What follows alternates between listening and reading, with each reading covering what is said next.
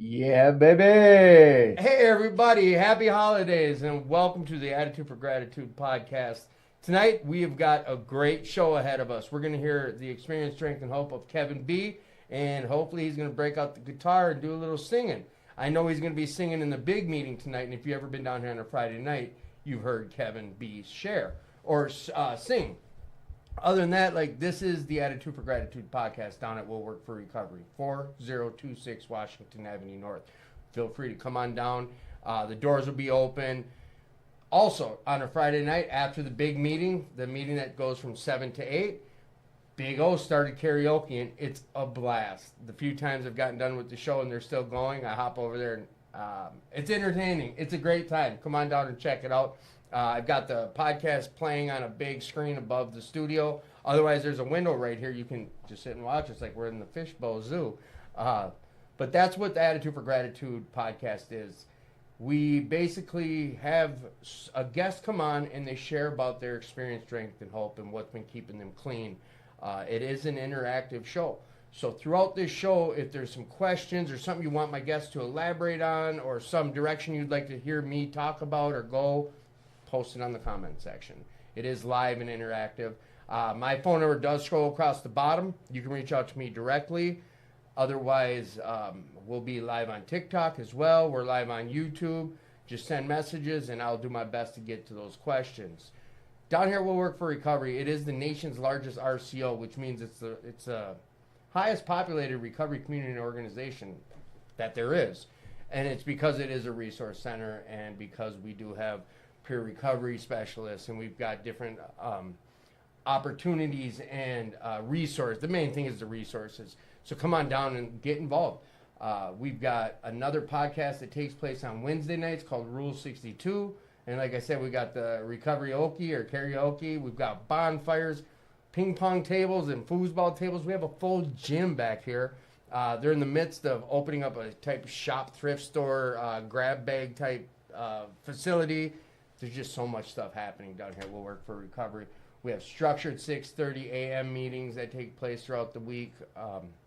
New meetings starting. We have a new Gambling Anonymous meeting starting on Saturday mornings, I just heard. But there's always more things starting. If you'd like to come down here and start a meeting, reach out to myself, Paul, Carolyn, Will, Gracie. There's many different people who are involved. This is just a little pre-recorded promo. Main thing is this is an interactive show. Share it, like it, subscribe, all them good things. But get involved. If you are struggling, please reach out. Down 988 or reach out to me directly or intergroup, something. Sit back, relax, and enjoy. You guys are watching the promo. All right. Hey, everybody. Welcome back to the Attitude for Gratitude podcast. I am your host. My name is Tim. And happy holidays. It's the holiday season. Shoopy-doo. Hello. And it is about to go down. I don't know how we're going to promote this, but the thing is you can come on down. They're doing karaoke tonight, and that starts in about the next 20 minutes, as well as this podcast, which, as you can see there's a window right here, which you can't see because I haven't switched camera views yet. And you can come on down and watch us through the window. We got a little TV up there, and you watch it. The audio out there is not the best quite yet. We're working on it. We're just like all of us. We're a work in progress. But we are live on TikTok, live on YouTube, live on Facebook, and you can re-listen to the show down the road. That's why I say, hey, share this show if you're able to. Tonight, like I said, we've got Kevin on the show. We are down here at 4026 Washington Avenue North. We have got things happening down here. As you just heard in the 3-minute promotional introduction, we have a Wednesday night podcast that takes place. We have got karaoke on Friday nights. We just started a new Gambling Anonymous meeting that takes place on Saturdays. There's structured 6:30 a.m. meetings. There's a native-based indigenous meeting on Tuesday nights, a Wellbriety meeting.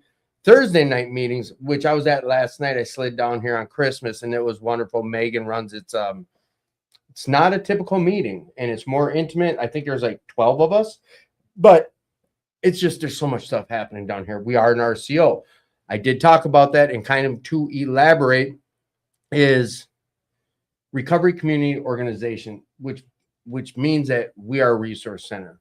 Come on down, speak to someone who is involved that will work for recovery if you're in need of any type of resources, whether it's housing, treatment, employment, any clothing, all sorts of stuff, food, whatever you can think of. Come on down here. Closed mouths don't get fed. We work for our recovery down here. It's about a whole change of lifestyle with what we say, what we do, how we act, all that stuff. All right, enough of hearing from me. And we're going to get this show started. I think Jess is going to hop in during the show. We might have one more person join us, but we're going to open up and you'll hear me introduce our first guest, and I'm going to put him on the spot with hopefully hearing some of his music. And then we'll hear his experience, strength, and hope. And then he'll probably close us out with some music. Who knows how the show will go? He might get up and walk out on us. Who knows? All right. So bear with me, TikTok. I'm going to do my best on keeping you guys up to speed too. But yeah, let's get after this. I got the little holiday border, and we're going to switch this camera around to this one up here. So you see where I'm talking about, young fella. Boom, baba, boom, boom. Welcome to the show. Let me unmute you. Get as close for now when you're speaking, just for now, as close as you can real quick. Who are you, young man? My name is Kevin Belcourt, and I'm a person in long-term recovery. Welcome to the Attitude for Gratitude podcast, Kevin. So real quick, you're okay playing some, as you see, he's got his guitar. Is your guitar have a name? I never kiss and tell. Okay, good enough. So this is someone I've been advertising as a professional musician, which I was made aware tonight that he's not being paid, so he's not professional. Is that your Money is not the most important thing. I think recovery is the most important thing. And like, I only really have a niche with recovery songs. And so I get my recovery for sharing my recovery with people. And that's why like I've come to Will Work for Recovery, and Paul lets me play every couple weeks. And it's really been like an inspiring thing. Can I ask you, and get used to this. I'll do my best not to keep interrupting, but you said you're good. Paul lets you play. Paul comes to you and says, "Hey, will you play tonight?" Isn't that how it goes? Paul asked me to play. Yes. Paul asked me to play. So Paul, you're humble, and you're like, he allows you to play. They want you, like, you see where I'm going with, like. I mean, I'm not everyone's cup of tea. I'm not gonna lie. Like, I am not everyone's cup of tea. And like, I've had to realize that, like, in my own recovery, is that like the biggest thing about everything is about being who you are and being okay with that. You have an opportunity to figure out who you are, and like, you might not get it right away, but keep on trying, because eventually you will figure out who you are, and you get to live in that authenticity. So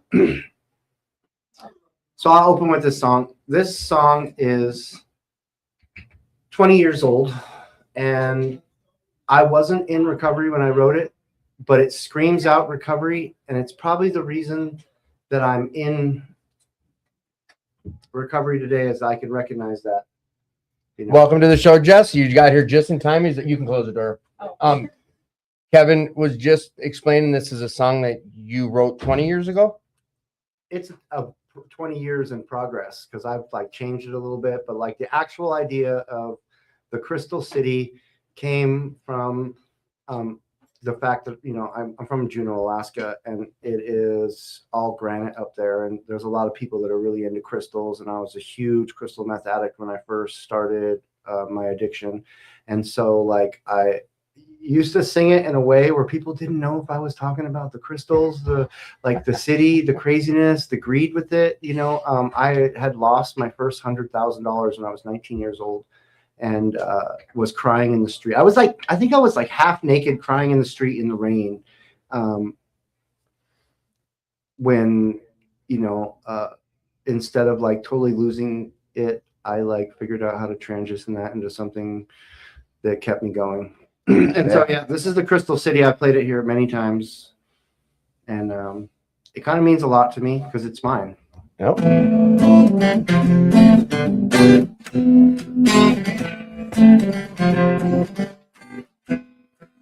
Heart and soul in a crystal city. Life gets told in a crystal city. My mind folds in the crystal city of life. There was a lost piece in my life's puzzle. Falling down, I found it on the floor.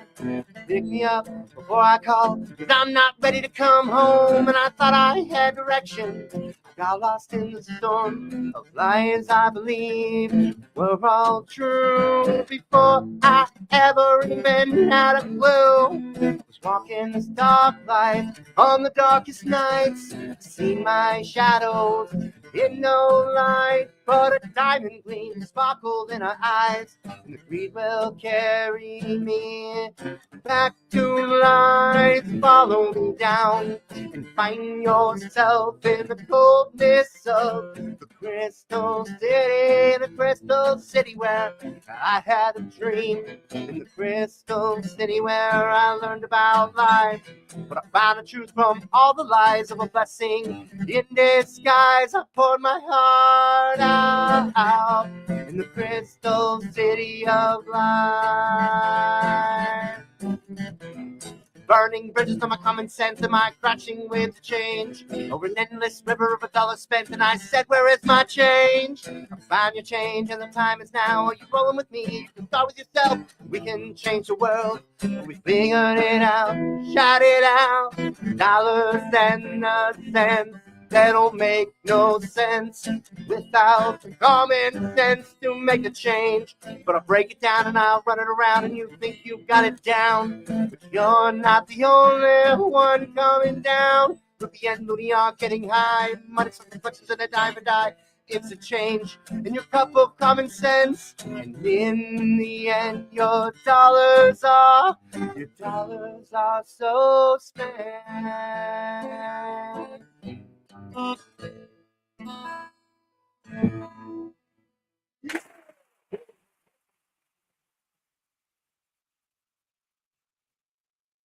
That was beautiful.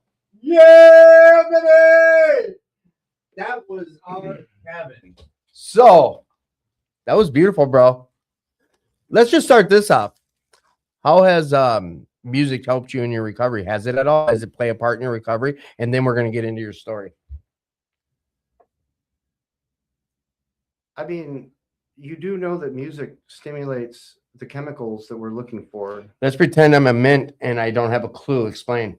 So nothing will ever compare to a shot of meth, but the same chemicals, the same endorphins and dopamine and all that stuff comes out. And music is a huge part of my life. Like, I'm not going to lie. If I can get that good kick, that's a healthy kick from Taylor Swift, and that's what's doing it for me today, I'm going to do it. I'm not a big Taylor Swift fan, but I will listen to polka if it makes me feel like, in a healthy way, and that doesn't come right away. That's another really interesting thing, is that I love, I didn't show anyone that I played music until not that long ago. Try get a little closer to your mic. Sorry, bud. I was, let's see, I'm 44 years old, and since I was 9 years old, I've been a pretty bad addict, as in, like, by the time I was 12, we had asked a realtor down the street what those tomato lights on his boat were for, and that we needed to get hooked up with what he's got. And so we showed up to, like, middle school, high school with the $200 ounces in the land, where, and so, like, my hustle went hard. My best friends became heroin dealers when I was 14. So I got to witness the first murder really early on, and knew how bad heroin was. And even though I knew that at 26, I still would say that heroin was my passion for quite a while, and I thought that drugs helped me with music, or made me who I was, because, like, we felt more comfortable when we were on drugs. But today, after, like, all this work, I just came from the meeting I tried to speak well in the meeting. My number Oh, was called. the one time I was in there, just to interrupt again, is you shared about this change, this whole change of lifestyle, picking up after yourself. Like, it was a very poignant share, and it touched on some really important things, and I'm grateful for your share. But keep her going. You know, being able to go from that to like performing. This is the only place I really perform at. Like, I do enjoy it when people enjoy. And I have performed a lot of the stuff that I've been working on for a long time here. And I also am working on some stuff that I'd like to bring, because like, it's not about money for me, and it never was. It's not about fame. It never was. I never really thought I was that good of a musician. I at least know this. And I told my mom this a long time ago. It's like, I promised her this. I said, I will not follow this like it's a career, even though I do have like over 200 produced rap tracks that I did while I was on the streets. I'll play you guys a song at the end here that I made while I lived in a shopping cart in a tarp, which is pretty, innovative for a person who's like got like a microphone splitter, a cell phone, headphones, and a podcast microphone on the streets of Portland, Oregon. And I was out there. I was just looking back recently at like how bad it is out there, because there's this guy playing these drone footage of the campsites that I was living in.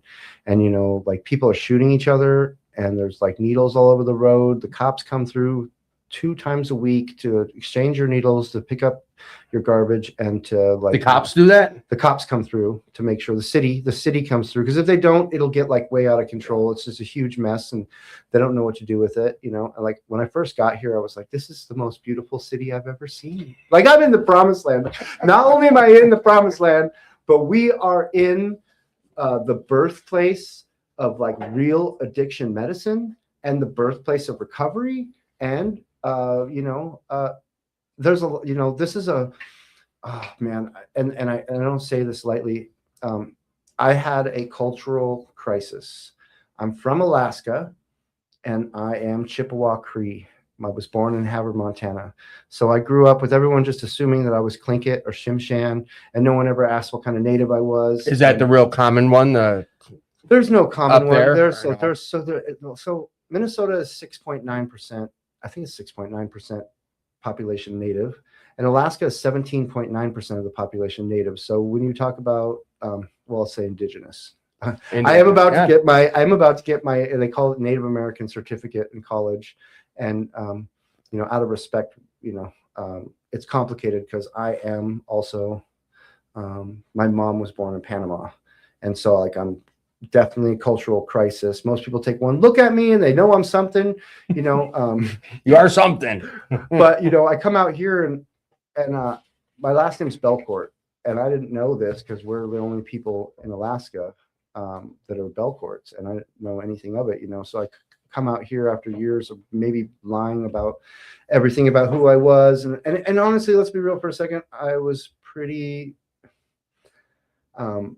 extremely bad for a lot of years. I was a thief. I was a liar. I got my stuff together. I went to jail. I did 8 years. And I also became quite a motivated dealer at some point, and I also have fallen to the bottom from that. And that's like really another really interesting thing to say, is that like in all of this, coming out here and realizing that there's a Belcourt, South Dakota, I think it is, maybe it's North Dakota, but I have 45 cousins in Montana that I've never met, that are really mostly criminals, and some in recovery, and some that are dead. And my dad had 13 brothers and sisters, and we never knew them. And he carried a lot of the traits of the reservation, and I didn't really recognize that until recently. Like, I had to come out. Like, the first time I really understood what the reservation was, we watched Smoke Signals, and my mom was like, "Yeah." What does that mean? You watch Smoke Signals? Smoke Signals is this show. It's in Coeur d'Alene, Idaho, and one of the poor, and people have been pushed to the reservations, and there's a lot of deep-rooted problems. There's been a lot of like abuse and neglect, and that abuse and neglect happened from colonialism, and now it's been taught, and it's the same in Alaska. It's been taught to people, and so there's like a high percentage of abuse that happens in those kind of places. And so I was like actually taken to the promised land, like, you know, to be real for a second, through like a series of whatever. When I was 4 years old, we went to California where both my parents are from LA. And we went there and they said, no way, we're not doing this. And we went to Alaska. My uncle had a mansion up there and a business, and he wasn't there all year round. So we kind of jumped ship and ended up there. But like Alaska is the promised land. When I say coming out here and hearing a lot of people, like, I wasn't taught about generational trauma. I didn't know that, you know, I didn't even hear that word really a whole lot. Like, it didn't really occur to me. So, you know, a lot of people have money and have opportunity. And even as a felon, and have been a felon since 2007, I definitely will say that I'm always looking for an open door, and I'm walking past closed doors, because like they, you know, this is a real thing to say to people in recovery, is that there's a lot of closed doors, but like you just keep walking and doors will open for you. You know, you keep looking for the next right thing. You kept doing what the next right thing is, and like every opportunity you could ever imagine is there. And I hate to say it, sound all cliche, but and we say this is like not really how it should be, but man, it'll be there in a meeting.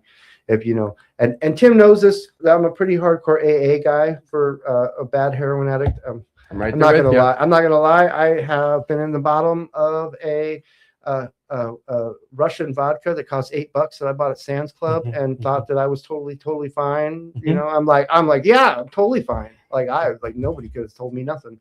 I was like, I'm not. But you know, it's more than just being all these things. You know, like this work that has happened has come from a culmination of stuff. Like, I'm in my 7th semester of higher education. I not only am about to graduate with, and I had to pivot just a little bit due to like some things that are going on, but I started out my journey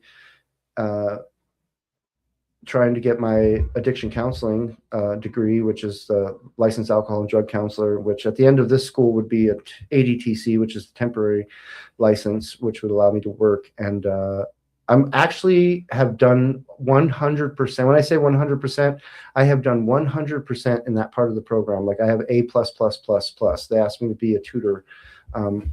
And I've pivoted a little bit to, like, you know, figure out what I'm doing, because you know, all that comes with background studies. And I don't have any violent crimes, but I have a lot of drug dealing crimes, and they're far away. And for some reason, DHS is taking their time. It's been 2 years. Really? Yeah. And I'm not afraid of the set aside. Like, say no, right. Say yes, yeah. Whatever. But let's get it going. Yeah. But to say no is kind of like me realizing what it's like to go out on discretionary parole. They want to hear who you are, or you know, that you take accountability for what you've done. You know, they don't want to hear you. They don't want to. It's just like, just if you've ever been on discretionary parole, and I know that not everybody's going to understand this. One of the things of talking your way out of discretionary parole is that they want you to hear. They want to hear accountability for what you did. They want you to know, this was my part in what I did, and I know that. And then they want you to, like, you know, put forward, and this is what I'm doing now to be a different person than I was, you know. And they have some interesting questions in there too, like what you know, the big questions that they look after that are like, what are you like, what, you know. And so and there's good reason for that. It's really their only way of like filtering out how to separate like people that might be dangerous when working with vulnerable adults or whatever. So, but in all of this, I'm coming up with an Associates of Liberal Arts, which basically is a general's degree. And then I'll have that after one more class, and 2 more classes in Native American Studies, which I know that they're going to change the name of that soon. To like Indigenous People Studies or what? You know, that's another complicated thing. I just had the Just Hope boys on, and it becomes complicated because everyone has a different opinion when it comes to what, you know, like who decides these things. Usually are like white. And I have no hate. I have no hate for, I have a lot of hate for white. Like, I want to say this too. When I say this, it's so important for me to recognize that all the pain and suffering that has happened didn't happen by anyone that's alive today. And for me to carry a resentment against things that are just relatives of people that may still have some, and I don't like to use the word racism because I've learned something in school. It's all discrimination, you know, and even more than that, like we complain that we've been discriminated against. It's like somebody else has been discriminated even worse. And real truth, women have been discriminated against since the beginning of time.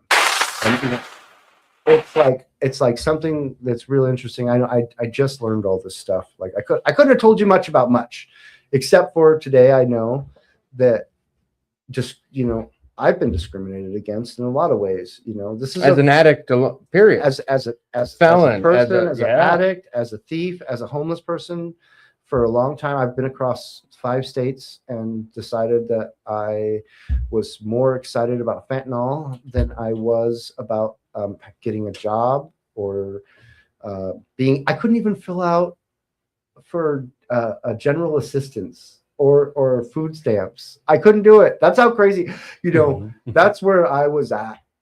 I always talk about this, and it's important to me. But there's the day that you realize that something bad was coming soon, and I'll never forget that day. But I didn't take note or heed. And then there's the day that, you know, for me, I got arrested, which, let's be real for a second, usually entails leg shaking, cramps, the worst kind of sweats you could ever imagine, 17 days of like being reborn into the world and then waking up with nothing. And when I say with nothing, I will, you know, I always say, oh, I came into this, you know, like, you know, I had to build up what I have. I came into this with one shoe and no shirt. And by the grace of God, I was watching my friend, my best friend of 25 years, 2-year-old kid, and I OD'd on fentanyl. And the only reason that I'm alive today was because the kid flooded the apartment and brought the cops in. And so like they tried to like give me a reckless endangerment of a child, which would have stopped everything I'm doing, except for I'd signed up for school because I was going to actually go steal a copier because I was on the run from Alaska and I wasn't sure if they were going to come get me because, you know, Minnesota, Alaska and Minnesota are just the same. They'll come get you anywhere and they'll like put you up in hotels and shackle you over and send you through like 9 facilities before you get back home, end up doing whatever. And I signed up for the addiction counseling program because like I didn't even understand any of the other programs. I was like, oh my God, these are big words. Higher education is complicated. And I'm a first generation college student, which means that you have to go to college to learn how to go to college. Right. And I'm also just Native American enough with tribal ID and, you know, and numbers that I thought I was going to get a good amount of money, and I was going to take that when I realized that maybe stealing a copier wasn't a good idea. And that didn't work out either because I wasn't a resident of Minneapolis yet. Like I literally came here, saw a friend, got busted, got to jail. I had one shoe and no shirt when I got to Park Avenue. And, you know, again, back to the whole story. There's the day that you realize something was going to happen. There's the day that you got arrested. There's the day you got let out to treatment because that's an amazing thing. They don't let everyone out to treatment. Like you could have done something where like, you know, I was just enough of the right things that happened for me to get to treatment. And then, you know, maybe I kind of like did what a person does when I got there was realize that I have an opportunity. You know, I started making necklaces. I have 1,000 of these semi-precious gems necklaces that I made. I was hoping to sell. I thought I was going to get this big hustle. I was going to open a food stand at the fair. I hadn't even seen the fair yet, so I didn't even know what kind of a feat that would be. But in my head, State Fair? Yeah, in my head, like, you know, I don't know if I've said this before, but like of the things that I am professional, I was a professional chef and dessert chef, and I was pretty good at some point. But I wasn't quite sure what I was going to do, and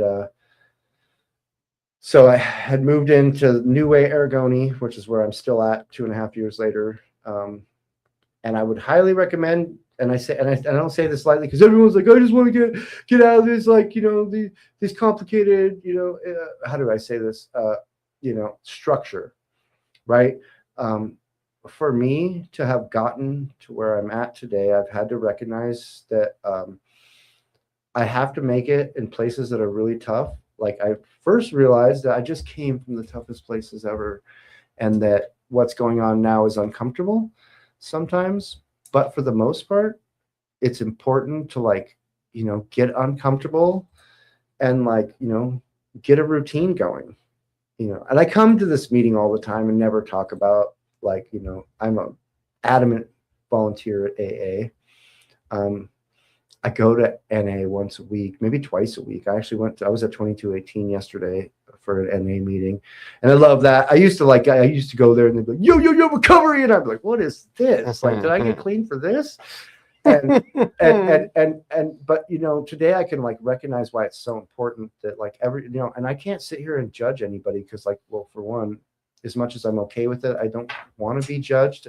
And I know that people don't want to be judged and that I have no idea where you came from. Right. I do know that I have no idea what choices that you've made and what circumstances that you came from. And so like, I would never be able to understand you and your culture of, recovery or culture of drugs unless I like, we have a conversation and you explain to me what your culture is. Like, that's how you respect culture, right? Like that's something that communication that I had to learn through some of the stuff that I'm doing right now is that it's important to be authentic and then, listen to people. I think it's important that it gets brought up and we kind of put a magnifying glass on it because I've shared about it from day one with my story. It's like I was a heroin junkie, IV heroin junkie. I found my recovery in the rooms of Alcoholics Anonymous. So whatever it looks like for you, it doesn't have, just because I was some drug abusing guy, I don't have to be at NA to find my recovery. A lot of people get this thing confused, and I've seen alcoholics go to NA and find their path, but everyone has their own path. Whatever that looks like for you, go find it. And as long as you're trying to find it, you shared about going to 2218, you going to NA, but I know you're really involved with AA, and I know you majority from every Saturday night for a few years of going to the Basilica. Yeah, I've been a volunteer every Saturday at Saturday Night Live. I've kind of felt like I was so lucky that those guys let me in. That was the second place that I went. So I'm kind of a nerd, like even as a heroin addict. I read The Mill City when I was like after I'd come down my big come down, I read the history of Minneapolis. I live in the Mill City. Like I live what you read about, like, 1 block away from the Pillsbury factory right there, yeah. the towers or whatever, and like where like all of Minneapolis was born from. Sometimes I talk to people that don't understand their city, right? Like what this place came from, like it was handed down from the natives, and they were like had given these falls, and they had worked those falls to like build the electricity and build this metropolis up the way it is, and like the 2 things I did when I got released from Park Avenue with the first time that they trusted me, besides being able to go to the store, which by the way, they did offer me fentanyl, and I only walked 2 blocks, which was hilarious. So I made the right decision that day.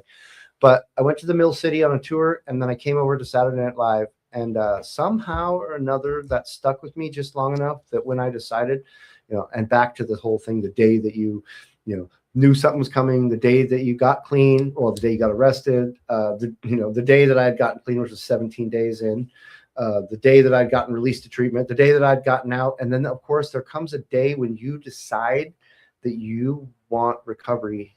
And that is almost more important. And we never talk about it. We're like, well, what's your recovery day? How many days you been clean? Well, just for today. It was like, well, like, I'm going to bring that up a little bit. Like, sure. That didn't come for me right away because I wasn't comfortable walking into that place and asking for help. Even though I remember it was like to sit on the corner and bum change, or to like call everyone I knew in my phone and see if they'd send me $5, because when you're out in Portland, $5 is enough to get you the fentanyl you need, right. And then you could steal the food that you got, and so you're living another day. In fact, it was a blessing and amazing that I even lived through my homeless times, because there's just so much at stake there. And everyone knows that. Well, and we're not going to spend a lot of time on that because it is not doom and gloom, but it was part of your story. But this piece about Portland, just for a second, explain how dangerous and scary it was. I know you were there as someone involved with it, but if you have to be anywhere, so I walked through Washington like that was kind of another interesting thing. Well, I went down south to clean. I'm the only idiot ever to like decide to leave and go on the run the day before court, clean. I went snowboarding day one and then did okay for a few like little bits. And then I went up to Washington and I had made my way all the way down to California. And I was somewhere out in the deserts of 29 Palms where people eat each other. And someone had told me that they thought about killing me when I was trying to hook up on drugs or whatever. And they're like, yeah, it's easier just to kill you than it is to actually figure out if you're a rat or not. And I was like, somehow they liked me and they let me live. Another random story, the places that today are flooding it was that time of the year. And if you walked out of there was no buses, no planes, and no trains out of there. And if you walked out of there was a possibility that you were going to get washed out on the road. Yeah. There's a 3-day walkout, and there's there's a bunch of casinos on the way out. So, I mean, at the time, I thought that was a great thing. And somehow I'd gotten kicked out of every place. I went through San Luis Obispo, and ended up in my best friend's in Eugene, but she always kicks me out. So I ended up in Portland, and Portland is so dangerous. Portland has always been a mecca for drugs. Everyone knows this, that everyone who left Woodstock ended up in Portland. And so like the actual kind of drugs that are there were insane. And this last time around, on Christmas Day, my best friend had, and I didn't steal at this point. I was just homeless. And I like kind of had a little bit of the right thinking at the time because I've been using for 27 years.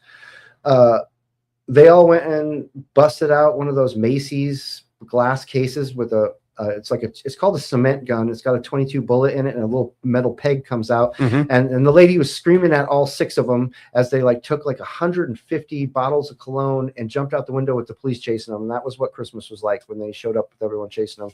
And, I told this story last week, but I was at Costco with my best friend and someone was like, how was your day? And I'm like, it's the best day of my life. And the guy was like, and I was like, and if it's not, I'll lie to myself until it becomes the best day of my life. Cause I say that all the time. And he goes, man, that's real optimistic of you. And I said, yeah, well, walking 6 blocks in Portland, Oregon to go use the outhouse when you have to take an opiate bowel movement after like however long, and you get to like one of these, they're not porta potties, they're like outhouses, but they're talking about installing them here. I saw on the news, they're like, oh yeah, these are the same ones in Portland. And I was like, oh no. And these outhouses, no one had told me at the time, they have an auto wash that comes on at 12 o'clock at night, which means that like out of nowhere, you get soaked if you're just hanging out in the potty. Oh, really? Oh yeah. And it's like so a whole disinfectant cleaning. And so I'm telling this Costco guy, I'm like, yeah, the auto wash came on and washed my drugs away. And I was like crying in the street because like, like, I don't know if you've ever been through anything like that. There's nothing more spectacular. And it was like the closest thing I'd had to a shower in 9 months. Mm-hmm. And so like for me to say today that like every day of my life is the best, like even in the struggles that I have going on, every day of my life is the best day of my life. I love that view of it. I love it. I share with her all the time about that, about like, today's our anniversary. Today's our anniversary. It's the first day of us celebrating this day. Good for you guys. I'm just, even if I'm solo by myself, today is my anniversary. How many days have you been where you're at right now? Never. Today is the first day of that. There is only now. There is only now. If you're stuck in thinking about what's going on tomorrow, you're lost daydreaming about something that hasn't happened. And if you're worried about yesterday, you're stuck in your head. Like they say, yesterday's depression, tomorrow's anxiety. It was funny. Like I was thinking earlier, I don't know what I'm going to talk about. What's funny? Like it's crazy because like I always talk a lot, but like, and I hate to like come into somewhere and be all like set and be perfect. I'm kind of a perfectionist when it comes to a lot of things, and I'd like to like sound in a lot of ways. But the attitude for gratitude, bro. This is we hip shoot around here, and if you anything you pop in whenever there's something for you to say real quick. Who are you, young lady? Jess. Jess, welcome back to the show. Oh, thank you. Kevin, like.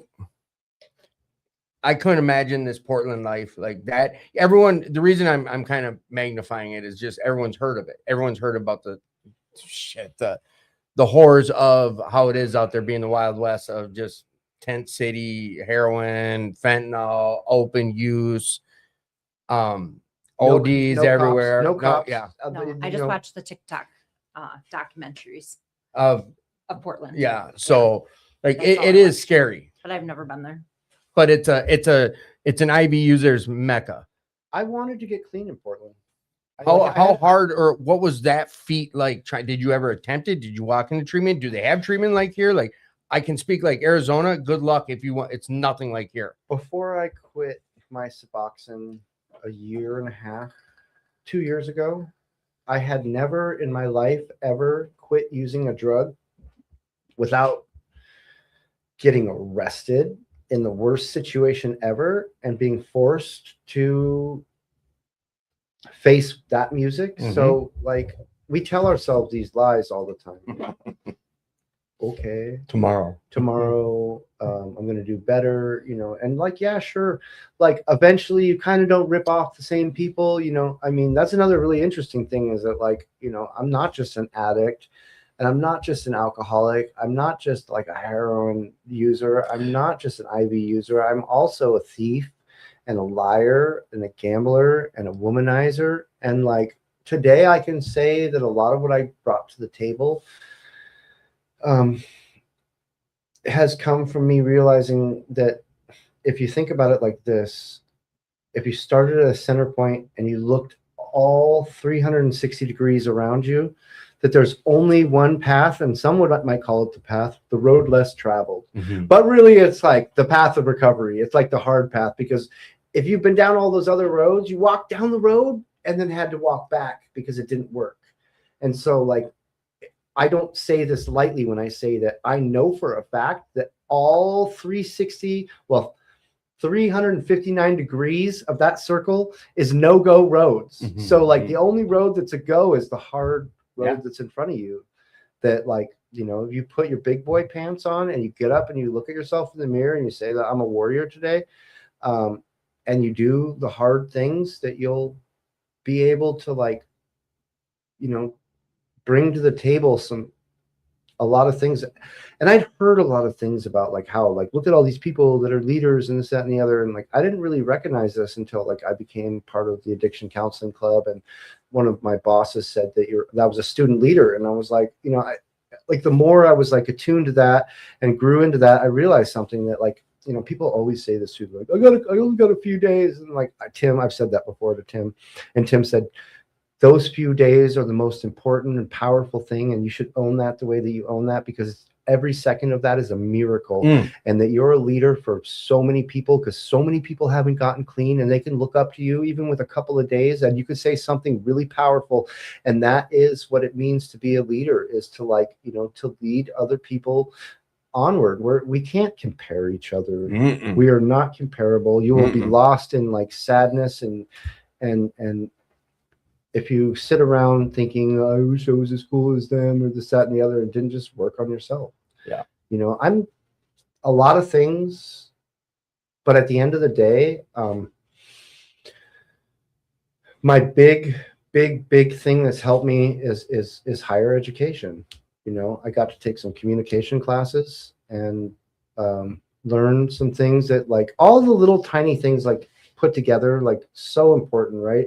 Like I learned so much about what it means to like to be able to speak sometimes in a way that is more important, to not like sound that you're above people, like just talking to people, you connect with them, right? And like I know a lot of people that are like, I learned all these big words and all this stuff, and like sure, like that's important, but I think it's more important that we all understand each other, and that we can tell each other what we need, and we can help each other, because it's not easy. We just went through Christmas. I mean, I could tell you what my Christmas was like. My family had a very warm Christmas in Alaska. Everybody opened their presents. Everyone missed me. I mean, while I was there, I was not, the best to have around. And, but, today, I could bring all this stuff to the table. I didn't even have my license until 8 months ago or 9 months ago. I'm 44 years old. And my mom said, you never get your license unless you, if you don't get your license by the time you're 40, you'll probably never have it. And the guys that I drove here were like, damn, you're a pretty good driver, which is even funnier because I'm like, you have no idea. Like I'm sometimes like I'm in a big city. Like I'm not from the kind of place that this place is. And like, I don't know what that's like. I'm so free right now. I am the most free I've ever been. My probation officer called me on Thursday. Did I tell the story yet? No. So I was on Wednesday, Christmas Eve. I'm cruising down the road with my buddy that just got out of jail for 10 years for vehicular homicide, and has been pretty down on himself. He was using, but like just killing somebody is enough to arrest you, so they didn't even test him. So he ended up doing 10 years anyways. And he got to witness this on the speakerphone phone call from my probation officer, who was like, "Hey, I got a Christmas present for you." And in my head, like back home, that would be like, I'm going to jail. Right. That would, like, they were going to tell me what's going on. Like, come on in, you're going to jail. Is that a phone? Oh. One of your phones? It's mine. Go ahead and silence it. You're good. So I want to hear about this Christmas present. And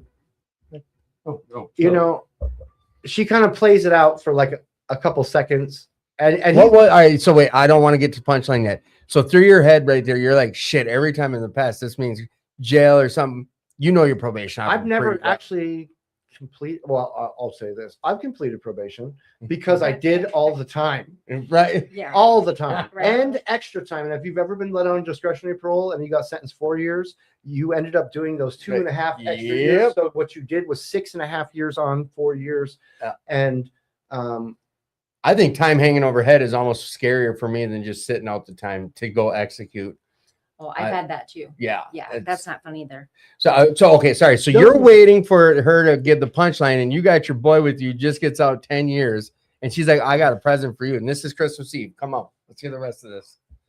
Well, I knew that I was going into administrative leave, which means I didn't have to check in anymore. It's like and they wanted to let me go, but nobody was responding. And like, I'm going to be real, I'm a little worried sometimes with when it comes to legal issues, because the reason I was going to steal something when I went to college was because I have a warrant in Alaska, and they will come for you. And so like, I'm always waiting for it to hit. And in court, they said, I used to go to court, and they said, when I was getting sentenced, which they dumped it down, they said, Alaska doesn't want you back. They don't want to bring you back because you've been in too much trouble there. They said, leave him there. He's doing fine, which is a blessing in itself. Like, let's be real for a second. I'm like, I can't believe that. I've been taken from Oregon and taken back to Alaska. I've been taken from other places. Yeah, they extradite no matter where you are. Minnesota and Alaska have money, and they will extradite. And for some reason, they said that they don't want to deal with me anymore.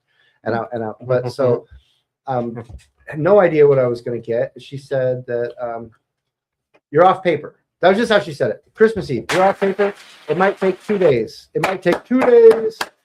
So again, bro, no administrative drop down, just you're off paper. And the big thing about that is I kind of knew this was coming because, like, I haven't had a problem. I haven't had a violation. I haven't had a run-in with the cops. I haven't been pulled over. And I'm not doing anything that's illegal at anywhere, and so like they're letting people go early right now. That's what, and I don't know, it might be like it's not a secret, she said, well, and if you've got your CBT hours, which means that you did some sort of like cognitive behavioral therapy treatment somewhere and you have done half your time, they're letting you go if you're not having any problems. They don't want to. I'm not a problem for them, and that they wanted to let me go. And like, so back to like this freedom, I have 2 cars today, and I just got my license 9 months ago. I have 2 cars. I got a summer car that's like a little like stealthy like Subaru with like a bassy, a competition bass speaker in the back, which is like my cruise mobile. But when the snow hit, I found out that, oh my God, I've seen that. I know what car you're talking about. And last week I got a Dodge Durango, and it's like not a new Durango, but it's got a Hemi in it. I've never had anything like that. And like, I'm a little not afraid of the snow, but I also, you want to hear something even more funny? Come on. Today I bought a snowboard, bindings, and boots because you didn't steal them. Even though I'm not in the mountainous region I come from, I come from Double Black Diamond. Yeah. We have hills here. And that's all they are. They're hills. Hey, they're hills. They're and hills. you know what? Let's be real for another second. That's good for your recovery. That's a healthy thing. It's healthy. And where I come from, the lifts are 45 minutes. You're on the lift for 45 minutes. So you have 45 minutes of downtime. You don't have downtime here. It's just circle. I've never been to Alaska skiing, but like Colorado and that, half-hour lifts or, people don't get the difference. Like our Black Diamonds are the bunny hills there. I mean, Alaska's dangerous. Yeah, no doubt. I You're have talking best cliffs. friends that are the best in the world. And so I mean, I had a lot of promise as a kid. I was a skateboarder and a lot of things. And so like, you know, to be healthy about that and recognize that, you know, I'm getting old. Well, I'm gonna say I'm getting old, but Mhm. I'm starting to not be like a child anymore. So Ah. like I gotta be doing, you know, my dangerous things that are healthy, which means that like for me to go on and continue as a college student and an employee, I have to like keep it within reason, which I've learned from recovery. Let's be real for a second. Like if I hurt myself because I'm living in my addiction, because that's all we did when we were in our addiction, is mostly hurt ourselves to the point where we couldn't go forward and do all the things that we needed to do. You know, I love saying this too, but like recovery is so about getting that extra rest and being able to say no and also being able to say yes and, you know, recognizing, you know, that it's time to put water and it's time to, you know, I have heart failure, hypertension and diabetes. And that means that like I have to run every day. And that means that I have to like say no to soda pops. And that means that I have to say yes to salads and, you know, yes to like cooking my own meals, even though I'm at a sober house and I go way out of my way. I also have taken a nutrition class and I finally can say that I understand how to read what it means to be healthy. And I think that, you know, if there's anybody out there listening, it's good to put good things in yourself. It will help you make good decisions and have good thoughts, you know, because you get what you put into things. Oh yeah, Kevin, I'm gonna sidewind you here. Yeah. What's been the biggest hurdles that you can share about for you personally in this journey of recovery? What's been the biggest hurdles? You know,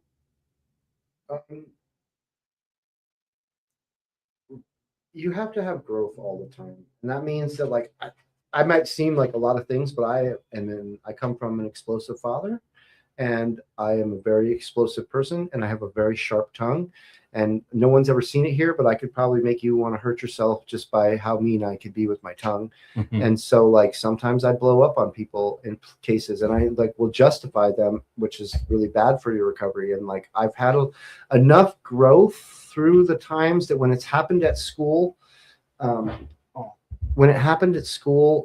it was just enough that I didn't get kicked out. And when it happens at home, and I've put the boss. Open that door. I put the boss on. Come on in. I just wondering if that cat has been. Not in here. If you see it, make sure it's in the house.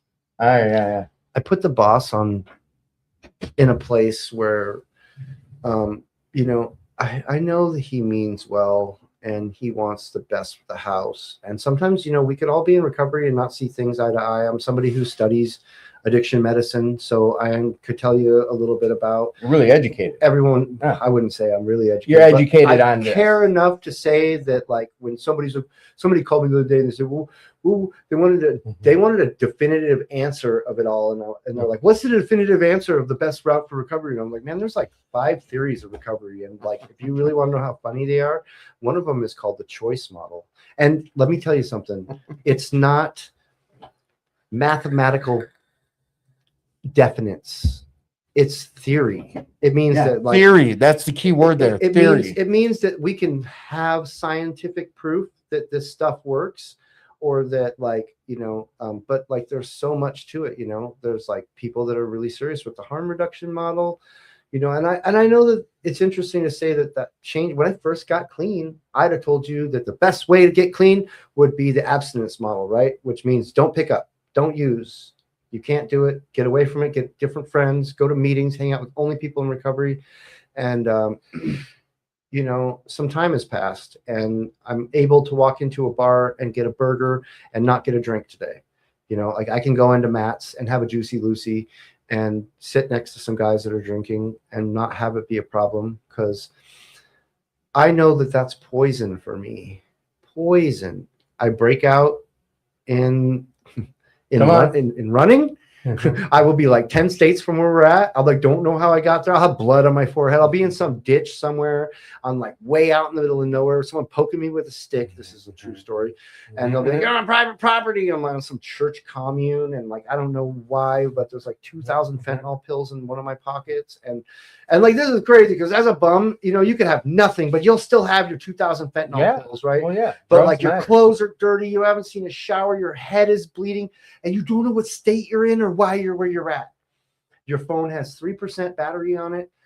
You know, I was telling this story to my alcoholic sponsor at some point, and he was like, "You remember all that?" And I was like, "You know, at some point or another, everyone's recovery is different, and everyone's addiction is different." You know, I was one of those people that was like 100% with it until I wasn't, but you know, blackouts are all there for everybody. I blacked out doing hot rails of fentanyl, and I blacked out on crystal meth. I blacked out on alcohol, and I blacked out on anger, and all of those things are another interesting thing, because when I say that you could be sober and be so mad that you aren't thinking like a person would think who is in recovery and knows what's good for them.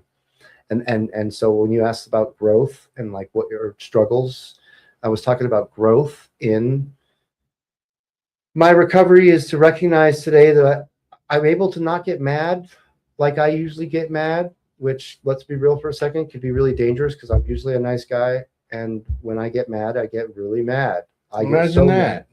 And I know you know about this because we get mad and like things get bad, you know, I don't know. And I guess maybe to like be all over the place. Another really challenging thing has been women. I'm 5 years single, and I'm 2.5 years sober. Well, 2.5 years in recovery. So something to think about, you know, is that like it's taken me a little while to recognize this, but I've had a lot of terrible relationships. And so here I am in recovery, and not all the relationships are going to be good for you. And I'm a complicated person. That's welcome to the world. Right. That's Dude, you want to know something? The one of the hardest things that happened to me in my recovery, but yet the best things, is I'd say maybe it was 6 months in. I don't remember the date, but I asked this girl out. I kept in her ear. I was like, let me be the one to make you happy, because she was sharing with me how this guy she was with wasn't making her happy, and just sharing her woes with me. Running game. And I was running game like, oh, girl, I'm the one to make you happy. Like, you deserve to be smiling. She was like, pardon my language, I am trying. She's like, fuck no. Look at you. Like, what have you got to offer yourself, let alone a relationship? It was the best thing that ever happened to me. And I forget women. Like, at that point, I was like, I'm not even going to. Women meant nothing to me. And I started looking at myself in recovery. It was the best thing that ever happened to me when it comes to that topic. Because I was worried about the way I looked when I walked into meetings, making sure no boogies and zippers up, this, that, the third, instead of worrying about Tim. There's a song by Nako Bear. Who's one of Thank my you, Jess.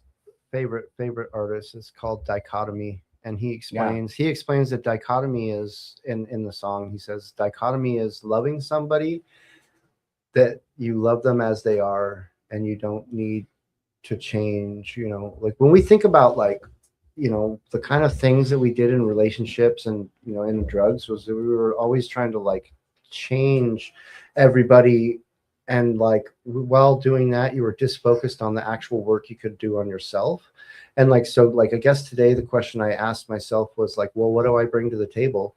And so like, let's be real for a second. I'm like, I'm in a sober house and I am busy with school. And so like, my mom says it all the time, and I always joke with her. I'm like, oh yeah, these girls are like hitting on me. And she's like, you need to stay focused on what you got going on. Because she knows that like she's never really ever liked a girl that I've ever brought home. Because let's be real for a second, as a heroin dealer, you have to pick them a special sort of way. Like, it's not that important. All these like little things. Like the biggest important thing is if you're in the big move, that because you need your drugs, and you're always going to be in the middle of the next big move, that she can't stop you from what you're doing. And so you got to pick one that's so messed up that she's not going to be like, you know what, we should quit. It's getting a little bit scary. So like most of the girls that I've ever been with were so toxic and so terrible that, and don't get me wrong, I've had a lot of nice girlfriends in some dark places, and I've learned a lot of things, and I thought, that I've understood some things, but like, I got to Park Avenue Treatment Center, and they were like, "What's your first date like?" And I was so sad in that little moment. I was like, I've never been on a date, like, and like that's what my addiction really entails, like. That, like, I've had some girlfriends, but that didn't have anything to do with like any dates. I had a date with my ex-girlfriend Lindsay's parents, who one was a lawyer and one was a doctor, and they hadn't spoken to her in 2 years, and they somehow found my number, and they're from Seattle, and they came to Juneau, and I was on the run, so they know everything about my past. The police are looking for me. It's plastered up all over Facebook. And I got to cook them, a seafood fettuccine Alfredo. And these are like some bougie rich people. And they were like, that is the best food I've ever had in my life. And like, I have the connects when it comes to like people on boats that have like the best Alaskan spot prawns and the best like seafood you could get. So Still today? Yeah, sure. All right. Well, then I'm gonna utilize you. We could have that scent. But did you sure me? We could have that scent right now. My man. I mean, You had to say it in front of her. Thanks. I didn't know it was a thing. People out here don't eat seafood. And like Yeah, we do. People out here, a lot of people out, I'm sorry. We a lot just of people had, out here don't understand yeah. what it's like to taste Fresh. a oyster out of a cove in Alaska, and you can taste the water from that cove. It tastes like that cove where it's like the most untouched, most amazing thing you could ever imagine. And for some people, it's all about texture and it's all about this, but like, let's be real for a second. There is no greater thing on this planet than the smorgasbord of amazing seafood that comes out of the ocean. I have a fisher buddy. He got busted not too long ago. They said he was dealing drugs, but he wasn't. He has $1 million boat and $1 million shrimping business. And he shrimps all kinds of shrimp and it was weird because I know about the Alaskan spot prawn and I knew about all these things, but he would pull out thousands and thousands and thousands of different types of prawns because in Alaska we have like so much space and so much seafood and so little pollution. And Right. so like, Dude, we just had crab legs and then the leftover meat. what kind of crab legs? It was just snow crab. And the leftover meat she made, crab cake. Yeah, crab cakes. was- Delicious. Yeah. A mustard base, lemon, and just whatever.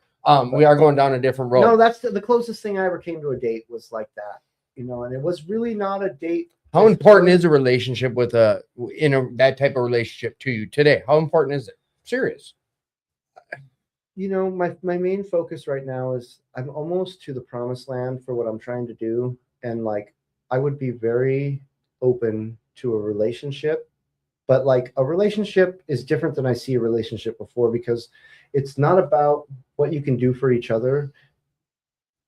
Because we always ask that. Everything's always about what are you going to do for me, right? You got a house, you got a ride for me, you got a job, you got a dad with money. To me, I think it's about how you inspire each other, or nice. How you work well with each other to do good at what you're doing, because it's bigger than just that connection there. It's also how you affect each other and doing what you're trying to do. Because like, for one, for me, I think it's important to like, do what you guys are doing. How do you lift one another up? Huh? I want my partner to be the one behind me doing this. Right. life. Well, that's what I was, I don't know. My dad used to say this, and my dad died from Hep C in 2012. He died from liver cancer. Sorry to hear that. And I was in jail. Sorry to hear that. But one of the things that my father said to me about, him and my mother were together for 48 years, not married. They got married the last little bit before he died, the last year or whatever. But he had said to me at one point, and this is like, some healthy stuff that I did get out of my parents, was that one of the things about being in a relationship is that you have the other person to like stop you sometimes and be like, you're not making sense. And like, yeah, it's important to be like uplifted, and it's important to be like caught, and it's important to like, feed off each other and help each other in what you're doing. But there's like a lot to it, a lot of people don't understand. I hear, and I try to be non-judgmental. I hear a lot of people talk about their relationships and the jealousy of things and the certain stuff. Have you ever been in jail before and heard somebody crying on the phone like, "Who out are you sleeping with?" And like I've seen like how sad that is on the other end of the spectrum. Mm-hmm. And then you like I don't actually know what a healthy relationship is, but like through all of the unhealthiness, I could tell you all the things I don't want. And like, I'm like open to the idea, but I'm also open to the fact that I've been really, really, really well this time around. I mean, it's not about fame I was so happy that Tim asked me to come on the show here. But at the same time, like, it's not about fame and fortune as much as it is like maybe sharing your story and your recovery with other people that uplifts. I said it at the beginning of the show. I'm not everyone's cup of tea. And the one thing that we can say is that we're all the same. We all understand the same emotions. Like our stories are different and our places are different and our people are different, but we all went through the same pain and the same suffering. For sure. Absolutely. Yeah. And like, that's it. That's like, that's how we connect. None of us are the same. No. We're like from different walks of life. People take one look at me and they, how many people are like, I didn't know you could play guitar. I didn't know you could cook. I didn't know you were in college, and all these like little things. Like now that I've spoken about these things and been about these things for a little while, people like are recognizing these little things, that's not all of who I am. Exactly. Right. But we were, we all felt like the same pain or like the same emptiness or, broken down or at the end, we were all in the same spot. It doesn't define us. No, my past doesn't make me who I am.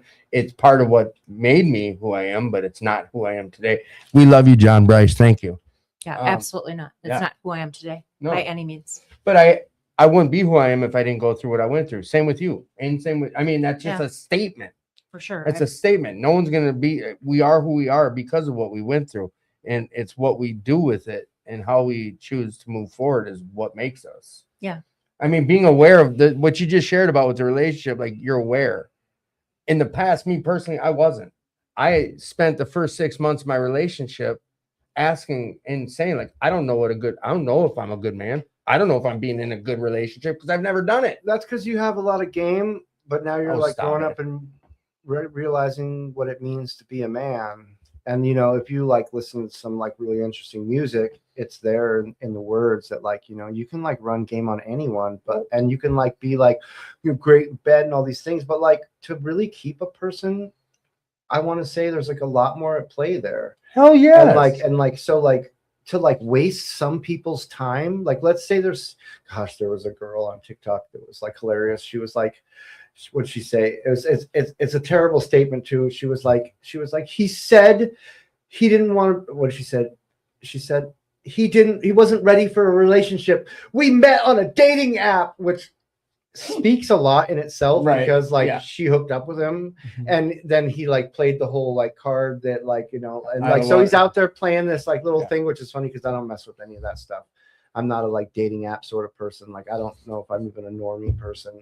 That's another really interesting thing. Like I say I want some normal thing. Like it becomes complicated in my head because I'm way in my head. Like I want some normal things, but like it would be hard to not date someone in recovery. And so like becomes a really complicated process because a lot of people are doing really well. And some people are bad for each other. Mm-hmm. And like, that's a like really like, gosh, I could say the same thing about the kind of people you hang out with and what you choose to do, like speaks a lot about who you are. I didn't get to this place I'm at today by like hanging out with all the newcomers all the time. Some of the really important thing came from a lot of the old timers taking my newcomer vibe because they were showing me how important it was for me to come and bring what I could bring to the table. But they were also teaching me things about like I looked up one day and I was like, God, I'm a lame. I get up early in the morning and I go to sleep early at night. I never am late for any appointment and all these things. And everyone was like, so are we.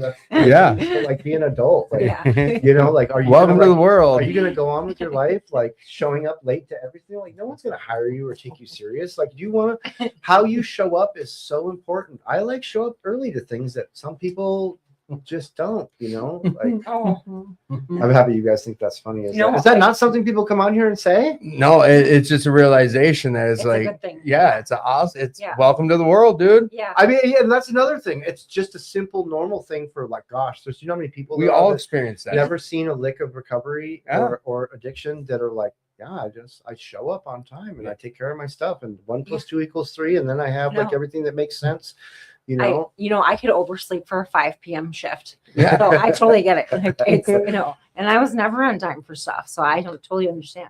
We Yeah. just had that conversation, and I was like, how many times did it revolve around some way, shape, or form our use? Oh, everything. I was That I was not a responsible Yeah. human. Like, yeah, I was strung out. I was hungover. I was something. I was, yeah. it's like whatever. All right, so we've got some questions that have come in, and some from Nautical Bowl. I don't know if you know who that is. That's a healthy place to eat sometimes. Oh, is that what the question? Some of the I had two that came in that are the same as the Nautical Bowl questions. Kevin, how would you describe yourself right now, today? How would you, let's just say you're on a dating app and you have to write a profile of self. How would you sum that up in like less than a paragraph if you could? And it's your story. There's nothing. On a good day and a bad day, and I say that like on a good day, I could tell you that I'm a champion who shows up. That I'm a Say that warrior, again. You're a that I'm champion that who shows up, and I'm not about like always being the first or being winning at things, like, you know. But I also, like, we're talking about a dating app. I don't get on dating apps, and I wouldn't get on a dating app.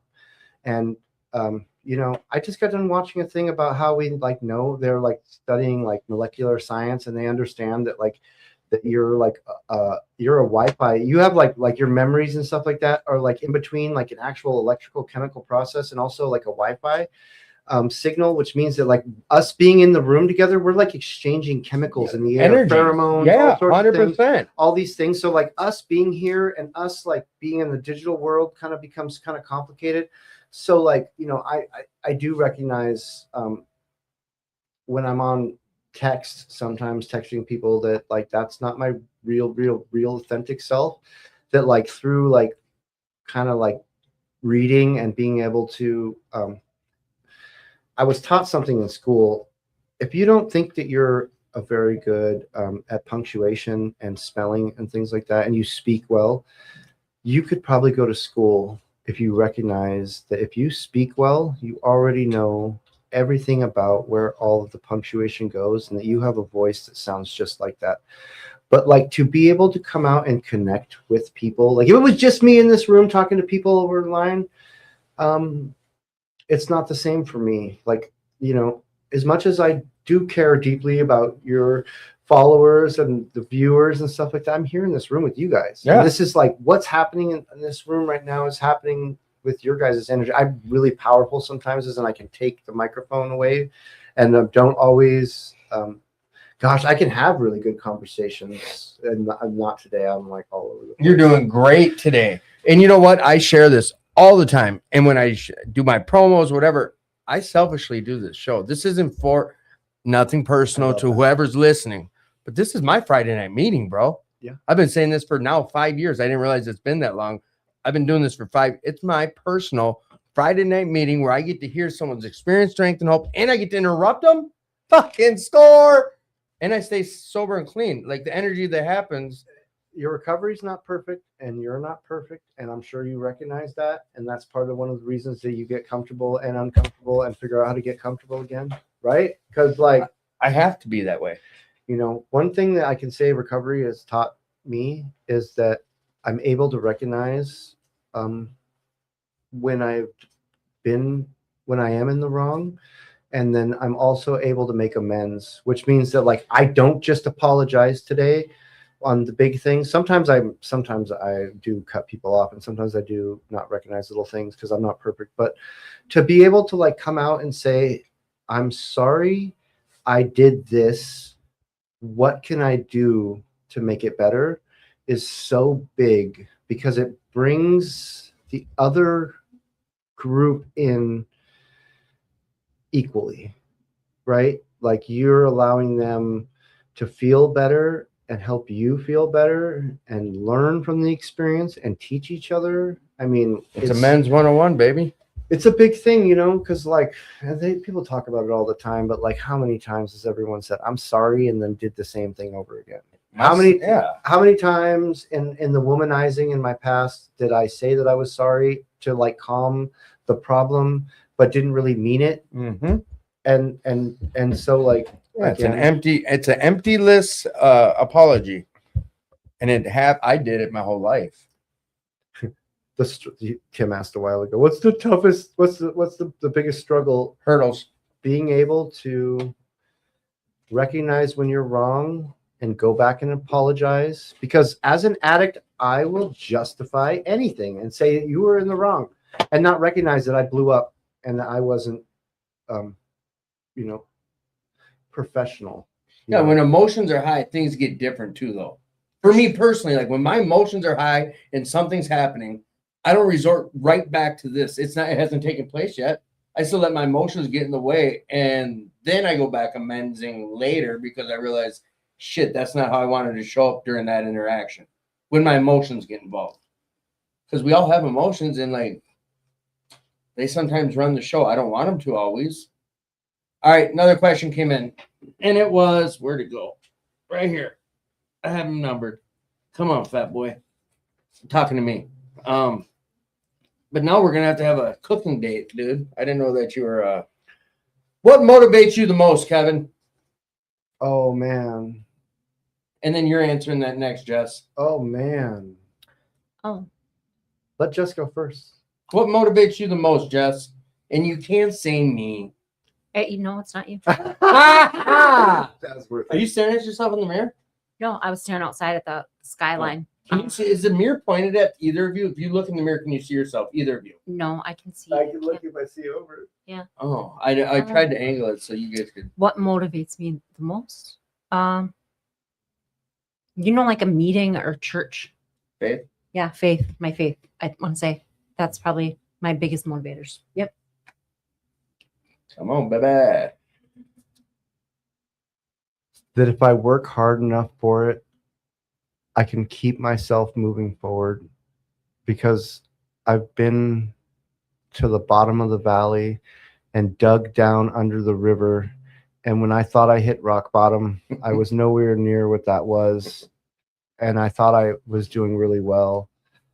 And like, I'm able to pay my bills today and do all the things today. So like, I'm motivated right now by like the fact that like there's an opportunity for me.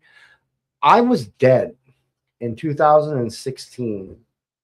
I had a pulmonary embolism and 3 heart failures and got medevaced and I was intubated, and I woke up. My best friend was in Anchorage and had been like out for 122 days. I was in the hospital for 6 months, but I was in a coma for 122 days. And like, that was where heroin had brought me, was I started spitting up blood and didn't deal with it. And like, my injection use was so off the hook, and I was just such a wreck. And I was saved, and like, I love that you talk about faith, because like, I'm a lot of things, and I know at this point that like, whatever God has saved me for, I'm open to the idea, and we're trying to recognize what I can be used for next. Like, that's like the big thing. Like, my car survived this wreck that happened out front of my house. Like 10 cars got busted up, and this she had a heart attack and her wheel came off, and she hit 10 cars and then missed my car and hit another car. And like, I don't use my car for anything but taking people to meetings, taking people home from school, and taking people to meetings. Service work. And like, I help people move. I helped my friend move on Christmas Eve the other day. And like, he struggles really hard. He's a friend from school, and like, his mom kind of kicked him out, but like also didn't really kick him out. She moved out so that he'd have to move out. And so for him to stay in school, I told him to call me anytime. I would help move him. And I like wanted to be a little bit mad when he called me on Christmas Eve. And I was out at like Grace Fellowship, or Grace, like it's like a 5,000 person church out in Eden Prairie. Yeah. Big church. Never been anywhere like that. Huge And church. I was with my friend Bill. This is a shout out to Bill, my buddy from Saturday Night Live. Yeah. Great guy. Yep, I know Bill. Tim was like, well, I don't know why Bill isn't there talking tonight, because this, that, and the other. I wasn't sure when I told you like bring someone. I thought maybe you were gonna bring him. I didn't know. But I get done with that and he calls me and I'm like, I wanted to be like, it's Christmas Eve. Like, you're going to call me on Christmas Eve. But like in that moment, I kind of recognized that was like God giving me an opportunity to like do these things. And like, this kid was helpless. He needed a whole apartment moved. And I just got a Dodge Durango. And like, somehow I duct taped his box spring to the top and crushed his like, queen size mattress into my car, which, you know, would never fit, which if you like understand what that's like, Yeah. it was impressive that I pulled that off and then got all of his stuff and moved his cat on like the day before things got really tough and he looked really uncomfortable. But like, that's what I get to bring to the table today.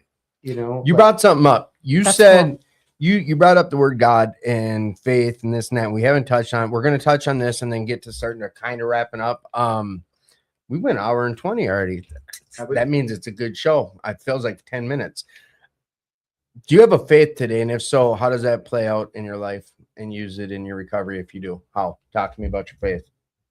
Well, first time I had really ever spoken to God, I was in the bushes praying for the cops to step over me, or I was in the bushes praying that the cops would step over me or the guy that wanted to murder me would just miss me. And like today, I like have a relationship with a higher power and I ask things that are important, like, you know, like, what does that look like? Like, man, if you've been to the places that some of us have been, you would know that there was a God looking out for you because you are here now.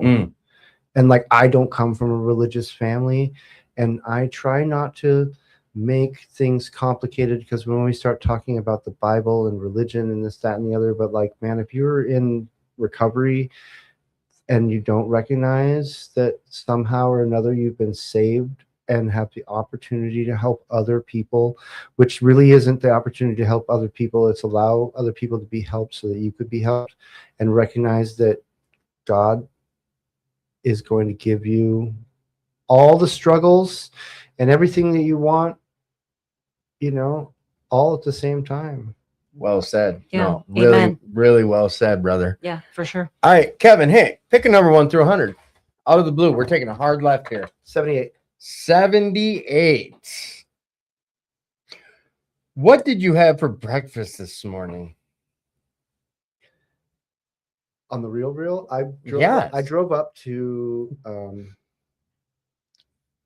Restaurant Depot the other day and bought a $27 pig belly bacon, whole pork belly, which is a double smoke. It's a thick double smoke, cut your own bacon. So I cut my own bacon the other day because I really like to make sure when I eat, and don't get me wrong, bacon will coagulate in your blood. And I'm not saying bacon's the best thing you should ever have, but like, gosh darn it, you deserve to eat good. I had a half of an English muffin, and it was definitely, I think, Jimmy Dean or whatever that good one is, which I didn't buy. It came from the sober house. And I buy a 60-pack of eggs. I usually have eggs every morning because I work out every day, and eggs are good protein, even though they're high in cholesterol. And that bacon, which my friend says is kind of like brisket. He's like, that bacon is like brisket. It's like thick and it like melts in your mouth. Oh, and dude, like, you're making me hungry, man. I wake up usually to like some sort of an unhealthy / healthy, because I do cook it for myself and I do get to choose the oils. And I also know that like you need energy if you're gonna, something I learned in school, that you can't survive on Doritos and candy bars if you need to like write papers. If you want to write a 15, oh yeah, I as much as I love you and Paul, sometimes I would like, you know, hope that some of the stuff that I say bleeds off on you. I want you to know that like you can only have as good of thoughts as the things that you put in your body and you know what you're doing. That means that you have to take time to like walk. I walk 23,000 steps a day, no matter what. And I have a car, but I also take time to drink Real water. quick side note. I snack on Doritos. They aren't my meals. Pick a number 1 through 100. Smiles. 46. 46. You had to say Doritos. You had to say Doritos. What was the worst haircut you ever had? Oh my gosh. I think my mom put a bowl over my head when I was a kid. It was horrible. How old? Tell me it was like you're in school. Oh well, yeah, I was like in grade school. Oh, It was a nightmare. Yeah. Yeah, it was horrible. I think she did that to all three of us. Yeah. But I think that was like the thing to do back then. It was a nightmare. Rob, you know what, dude? Is what I say to you. Bull haircut on a girl. Sorry to hear that. Yeah, it was horrible. Pick a number 1 through 100. 42. 42. What's the most valuable piece of advice that you've been given? Finally, a good one that you can recall.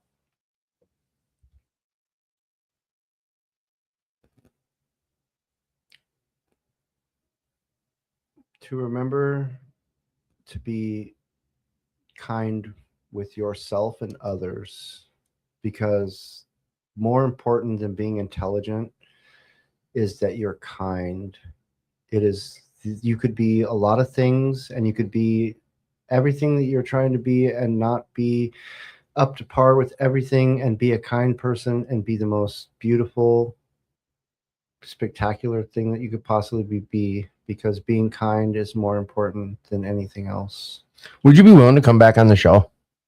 Yeah. You're a great guest, dude. Serious. I like it. You're not giving lame one answer responses. And then nothing against past guests, because like I said, this is my Friday night meeting. It's all good one word answers.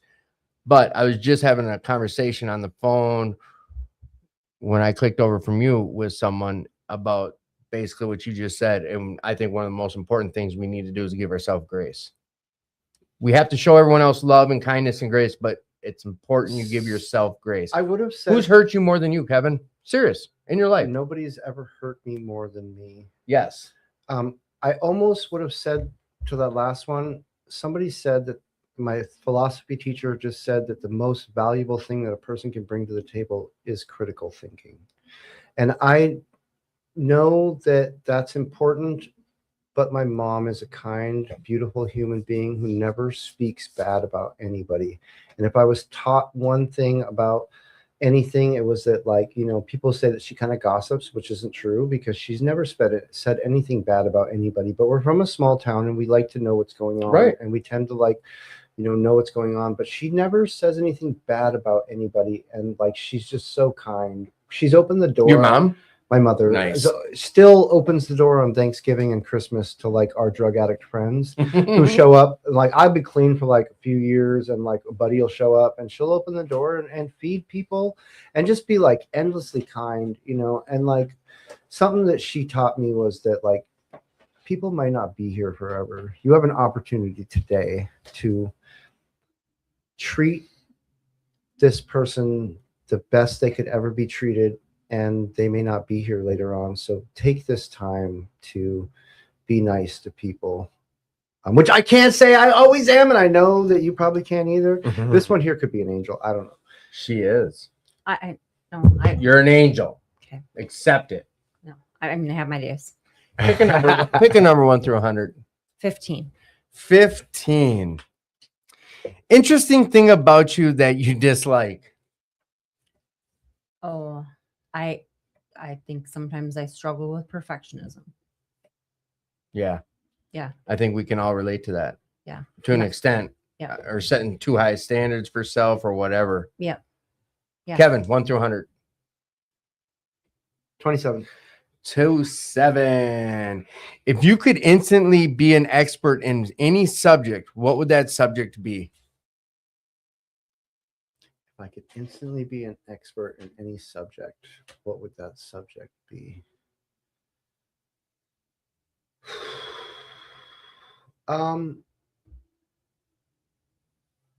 You know, I'd really like to study more race, class, and gender.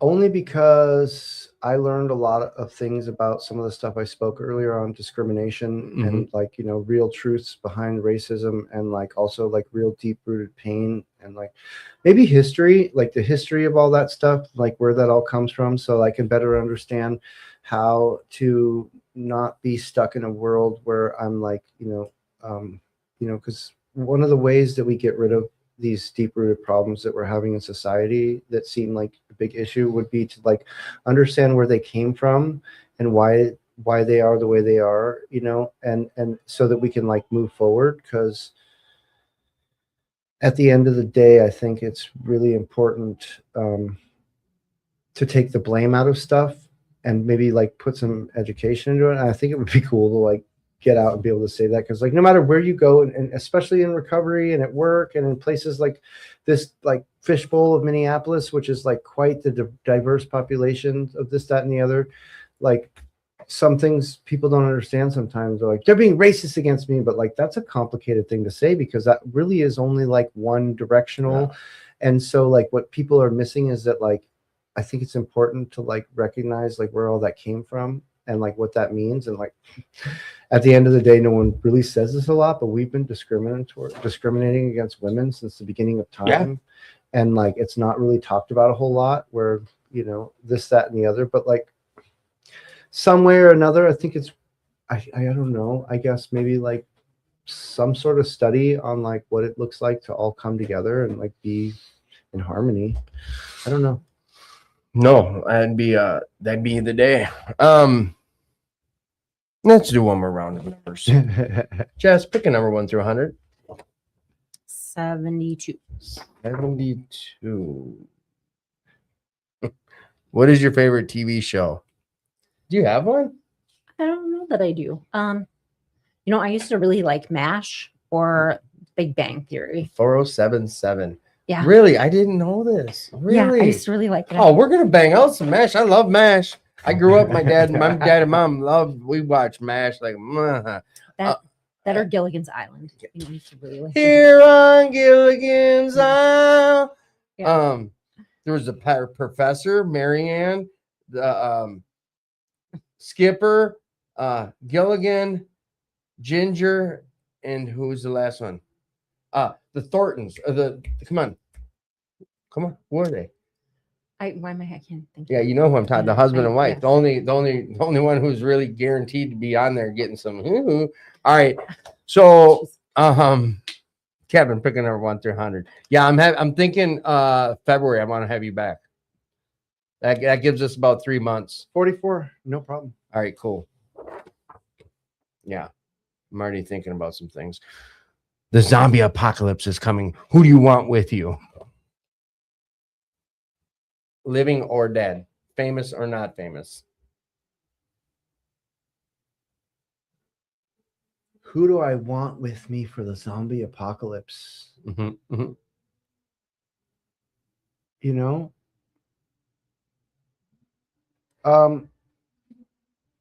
I would take my family, because I do love my family. They're amazing. I've never looked at the question this way. You're talking about, I've always heard the question is like, all right, we're going to fight some zombies and shit. Who do I want with me? And my brothers are dangerous. I'm not. You're saying it from a place of we're going to keep. I want my family to be safe. I'm the short, small one. I have 2 brothers that are 6'5", and my older brother is undefeated. And when I say undefeated, I mean he's undefeated. There is nobody, I think, that's like, I've watched him jump over a table, grab the 357 out of somebody's hand and smash dudes, do all sorts of, he's just dangerous. And so like, I don't know.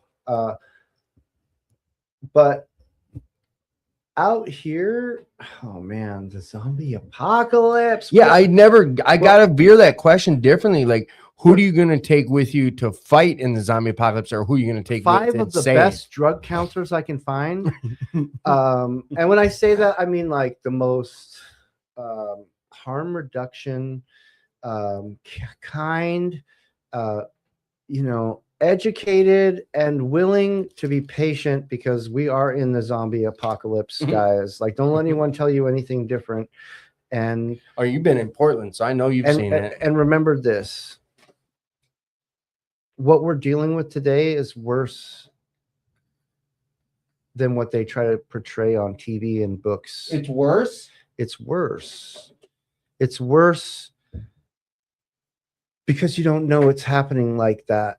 Everyone isn't like afraid of it like this, that, and the other. And everyone says it'd never affect me, but like at the end of the day, we don't know who it's going to affect. Right. And everyone, it touches everyone. And like, I hear that used I've watched it so much. And like, one of the things that we talked about in peer recovery specialist training was that, like, not to make fun of people that are doing their worst, because like that speaks a lot about who you are, and in your recovery and also in your professional world, and so like, there's a part of me that's like, damn, that goes on one, but there's also another part of me that wants to recognize that that person is sick.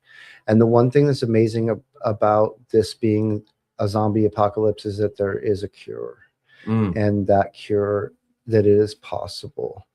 And like with the zombie apocalypse, there's never a cure. You're just killing half dead things that might be your family or like friends of yours or your girlfriend.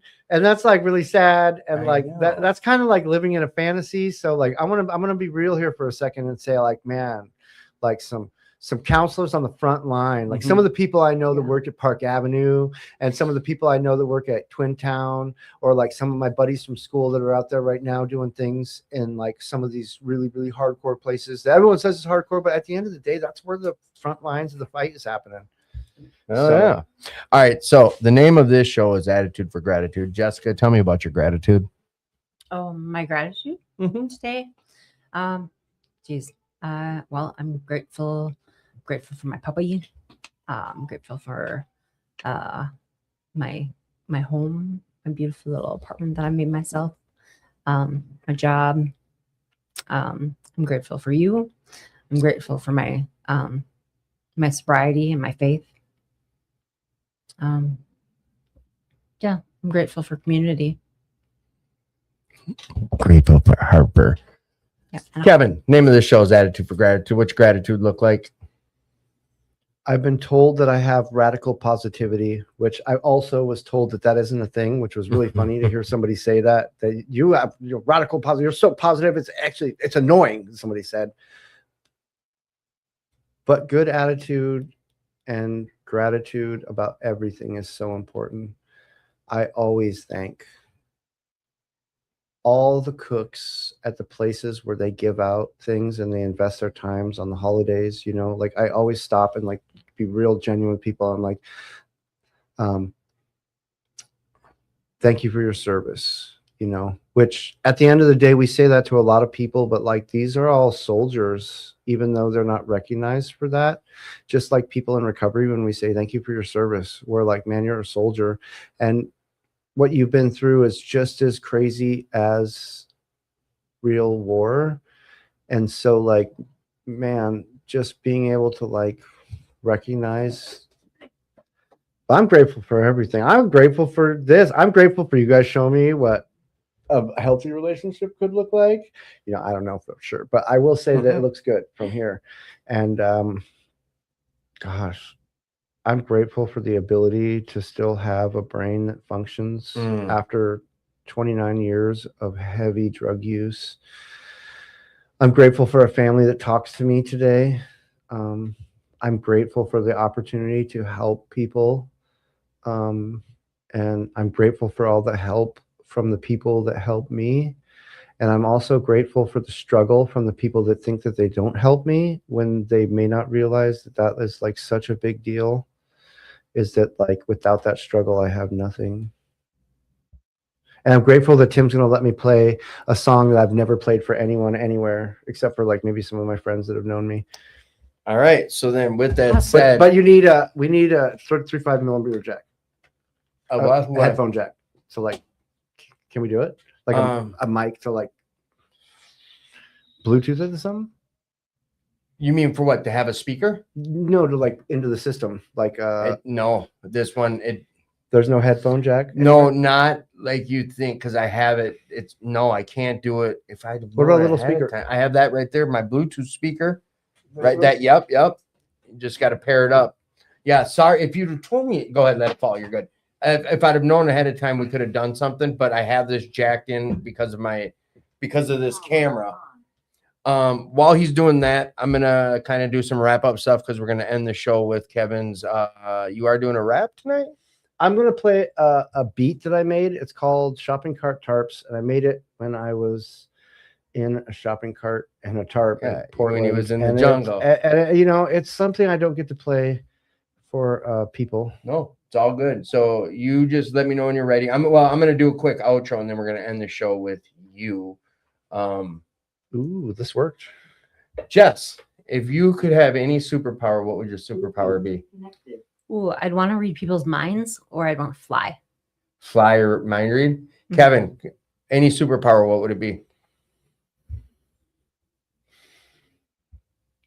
We have a superpower. We get to be humble and help people without always looking for something for ourselves. But I mean, everyone We're has doing a superpower. fantasy stuff. Everyone has a superpower that's in recovery. They just haven't figured out what it is sometimes. And most of you don't even realize how powerful your superpowers are. I like that though. Yeah. All right, so hey everybody, Are we ready? this Are we ready? no. Okay. I'm gonna do a little outro and then we're gonna end with you doing this because I put the camera back on me first time in a while. Don't be a salty bitch. Pop, pop, pop. I like that. If you're struggling tonight, please reach out. My number's been going across the bottom, but don't count on that. Call Intergroup, or if you're having some self-harm thoughts, down 988. Please, you are worth this life for recovery. You're hearing us talk about. Come on down to We'll Work for Recovery, 4026 Washington Avenue North. Every day of the week, every morning, we got a 6:30 a.m. structured meeting. They're starting a new GA meeting, Gambling Anonymous, next Saturday. We got the walk and talk on Saturdays. We got a new Sunday evening meeting. Every night of the week, there's a 7 p.m. meeting. Tuesdays is an Indigenous people meeting, Wellbriety meeting. Thursday night's more of a spiritual meeting with more intimacy. Monday, Wednesday, and Friday, it's a huge meeting down here. We got pooled ping pong tables and foosball tables. We got a full workout gym. We got little prayer rooms. We got the big room with the big projector. And after this, we're going to go to karaoke and listen to some people sing sober, clean, fun type stuff. But again, if you are struggling, please reach out. You're worth this life. All right. Now, Kevin, thank you so much for coming on tonight, and we'll have you back in February. Jess, thanks for sitting in on the show. Really appreciate you on this. And now I want to say to Jess too, sorry, Jess, sometimes I'm really powerful when it comes to demanding attention, which is another reason why I'm not looking for a girlfriend sometimes, is because I already know how much bad I am. What are you talking about, bro? You don't know apologies. No, it's okay. Are you ready? You are cameras on. I'm just gonna you. say I wrote this song while I was on the streets and I was under a shopping cart with a tarp, and all I had was a microphone splitter, one of these microphones and headphones, and a music program, and I made the beats, and it kind of meant a lot to me. And I didn't know this until after, but it speaks out to how I was calling to my recovery while I was still using. The life that lives the life I can't believe, because the truth comes out and naked lies dressed up in excuses and played. The only hope for us as a people is what makes us all come out together and learn how to change from our mistakes, making changes in our lives, and look at what we give and take. Tomorrow was a blessing, yesterday was a lesson, today I keep me guessing. I'm not stressing over who's living or not living. I can't always be looking for my next fix. I would give anything to lose my regrets. Does it cost a lot with you focusing on the things that you think are cool, living a life that's true, doing do what you do? I came out knowing that my mind is open. What the cost I live my life at the edge of the night, holding dreams in my hand like it was the last dollar. I tell myself in the morning, man, forget the fear. Whether or not it's clear when you believe in yourself, we're in this together, one people. The way I change is destroy all beliefs. If you mention the negative, I pay no attention. Obligated myself to a true believer in self. No matter what corral I was handed, the ordeal. I think clear, everybody wants to lose. Take it or lose it, use it or forgive it. I forgive and I forget. I can't move on. I'm stuck in the past when the only way to change is my own mind. Stuck in the past is to break it, the mold, and beliefs to change and lose it. I motherfucking knew it. I can't believe it. I'm already here and I can't do it one day. Because tomorrow's a blessing. Yesterday was a lesson. I keep myself guessing, not even stressing whether or not I get caught up or don't change. I message, I live on the streets and I got nothing. I never look back at my friends and think, this is your fault. I've been living a lie for so many years. Tonight's the night I woke up, locked myself out of the door of freedom I don't believe in. So walking across this land and looking for hope, telling people you can do whatever you want. Lost dreams and hope was nice in between the whiskey shots and doing crystal meth in the bushes, forgetting what it wishes and turn the dreams to everybody else. It seems like the truth is so carefulness. I wish do what everybody else seems like the truth is hopefulness. I do wish good on every human, and that is the reason people can change. Otherwise, go back to sleep and keep wasting your life. You're worth, or maybe just when you're worthless. You're not that fucking worthless. Everyone knows you're not that worthless. Why we sat here telling you you're not that worthless. When darkness prevails and the light lives the life I can't believe, because tomorrow the truth can come out naked, but we have to live our lives dressed in excuses and plays. I only hope I have for my people is that we all come out together and learn to change from our mistakes. Make the changes with our lives. Look at what we give and take. Tomorrow's a blessing. Yesterday was a lesson. Today I keep them guessing. Yeah, I'm not stressing over who's living alive. I can't always be looking for myself. My next fix. I would give anything to lose my regrets. Does it cost a lot for you? Focusing on what you think is cool when you living alive. It's true, and you do what you do because you do what you do. I came up knowing my mind is open and what it costs in my life.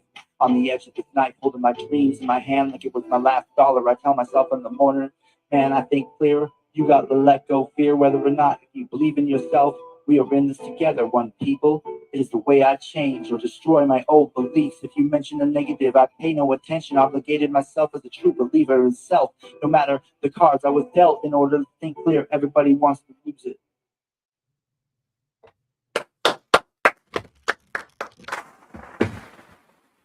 Thank you guys. Thanks everybody out there. Kevin, Oh, you're amazing, bro. Thank you for sharing some experience, strength, hope. Looking forward to having you back in February. Again, if you're out there struggling, please, please, please reach out. If no one reminded you today, like you're worth this life for recovery and you are loved. Till next week. Bye, Z's. Talk to you guys next year. I'll see you next year.